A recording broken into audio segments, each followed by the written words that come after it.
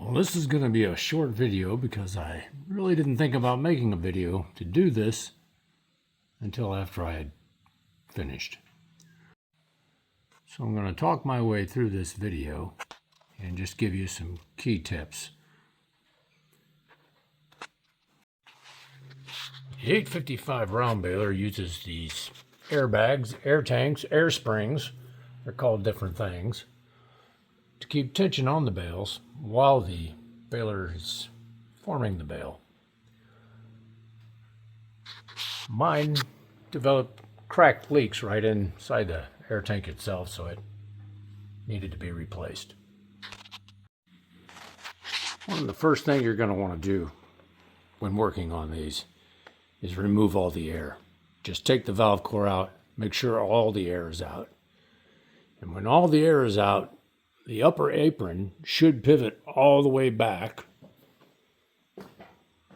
This arm should pivot all the way back up against that piece of steel back there. And that will push the piston all the way back into the cylinder. And there is just enough room to get it off. You'll have to remove this bolt on the retainer here and the one on the other side. And then the nuts from the, I guess it's just a holding bolt.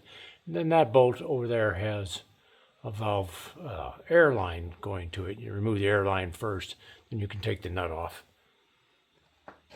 I literally had to take, this goes and pushes all the way back as the whole assembly rocks back. But I had to also put a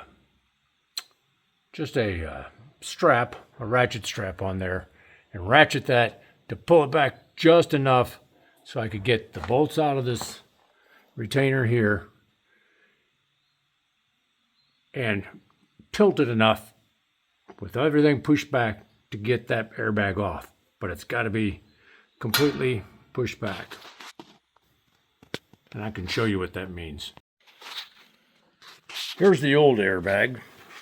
Here's the part number from CNHI, which is, I believe, Case New Holland International. They all formed together some years ago. It is a Goodyear, and you really can't read it, but it's an R12-158 air spring. To get this thing to fall in on itself, there's also a big nut that holds it into that retaining cap on the end there.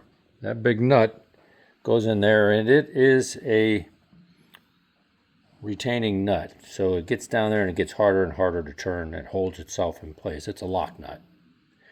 But to get that airbag smashed back down where it folds in on itself, there's a trick to this.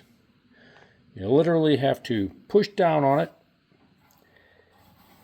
and it'll start folding in on itself, as you can see, just a little bit there. But you can see it starts bending over. If you want to get it to fold in on itself, if yours came out and somehow it got pushed out, you have to hold the air in place, push down. Well, you have to put the retainer back on it first. If it's fully expanded, you put the retainer on, put that nut back on there. But you have to put the retainer on there, and you're going to push it down over the retainer